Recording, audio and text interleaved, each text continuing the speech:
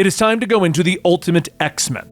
Now this one's going to be a little bit different, as it's drawn in a style that is closer to Japanese manga, and the storytelling is closer to Japanese manga. As a matter of fact, the writer and artist for this is Peach Momoko, the winner of an Eisner Award and a Ringo Award for her cover work. So there's not much more setup to give you other than expect the unexpected when it comes to this storyline.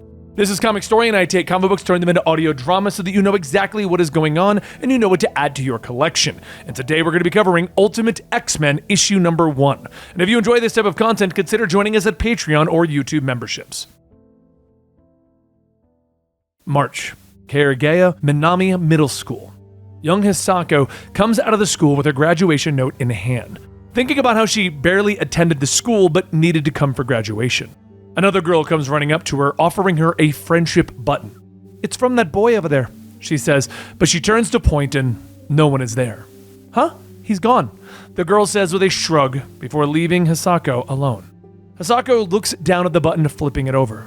She finds a small note stuck within it. She pulls the note off, but senses someone standing behind her.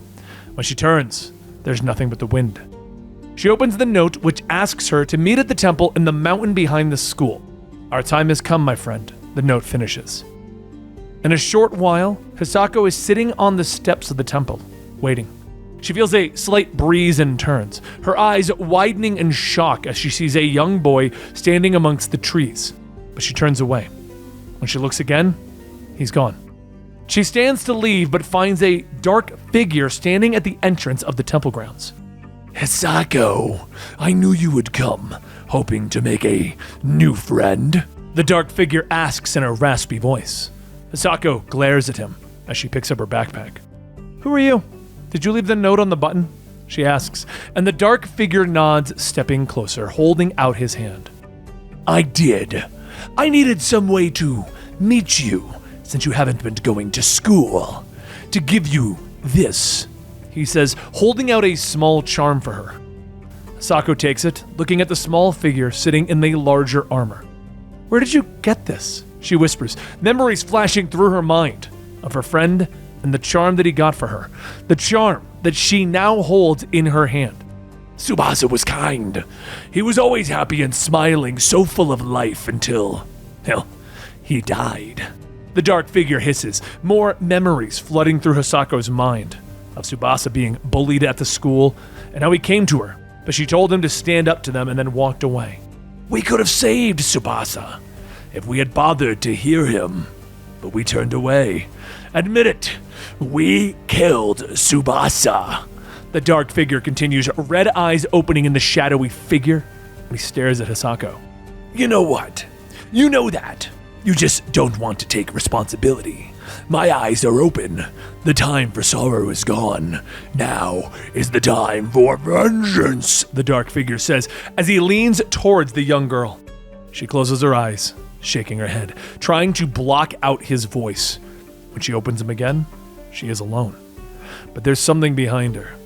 She turns, and she finds Tsubasa above her, swinging. With a scream of fear, Hisako turns, fleeing from the temple. Getting on her bike, she quickly rides away, tears in her eyes as she is clutching the charm in her hands. She pedals faster into the village, barely paying attention, and she turns as the headlights of a car come careening towards her. The driver trying to slam on the brakes, but it doesn't work, and he's about to crash into her. But a red-armored warrior suddenly appears around her, protecting her from the deadly crash. She looks up in shock and fear, and the warrior waves down at her. The next day, Hisako's mother and grandmother are eating lunch and watching the news about the crash. Meanwhile, Hisako is sitting on her bed, wrapped in a blanket. "It's my fault. It's my fault. It's all my fault," she keeps whispering to herself, looking down at the charm that now sits on her bed and finally gets up. A look of determination on her face as she rushes out of the house, hopping back onto the bike. She pedals back to the temple behind the school, and she climbs the steps, finding the tree where we saw Tsubasa. "Guilty conscience, Hisako?" the dark figure asks as he appears again, and Hisako whirls on him. "This isn't about Tsubasa's death at all. It's just your excuse. Why don't you tell me what you really want from me?" she snaps. The darkness begins to swirl off of the figure. "Why would you say that? I only wanted to help you work through your trauma," he says, and the black tendrils begin to snake towards Hisako. You play the victim. You hide securely in your carapace. No longer. I will tear you out of your snug little shell. You traitor! He shouts. The tendrils are stopped as the red armor appears around Hisako once more. This is your fault. Tsubasa would never have relied on you, the figure shouts. But the armored warrior reaches out. He squashes the dark figure between his massive hands. This is a bad dream, Hisako whispers, closing her eyes.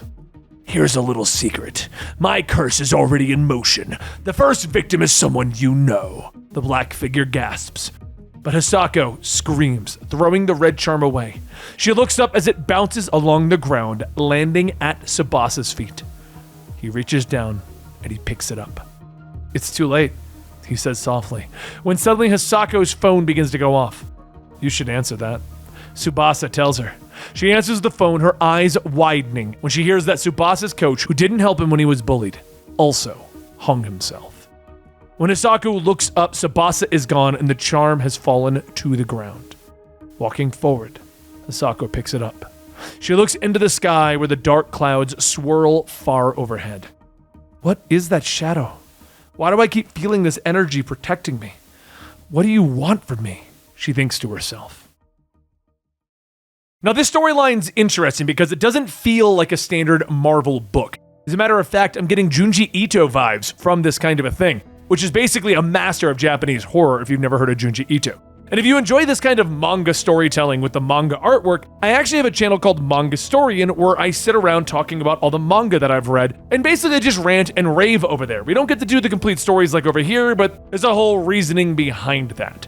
Either way, let me know what you think about this story down below. Right now I'm debating if we're going to continue it here, because I don't know if it really caters to the audience that watches Comicstorian, but I like this kind of storytelling and a definite shift up within the X-Men. Overall, I do think we're going to need the proper X-Men within the first couple of issues, otherwise this might just be a different book. But again, let me know what you think down below, and I'll see you next time right here.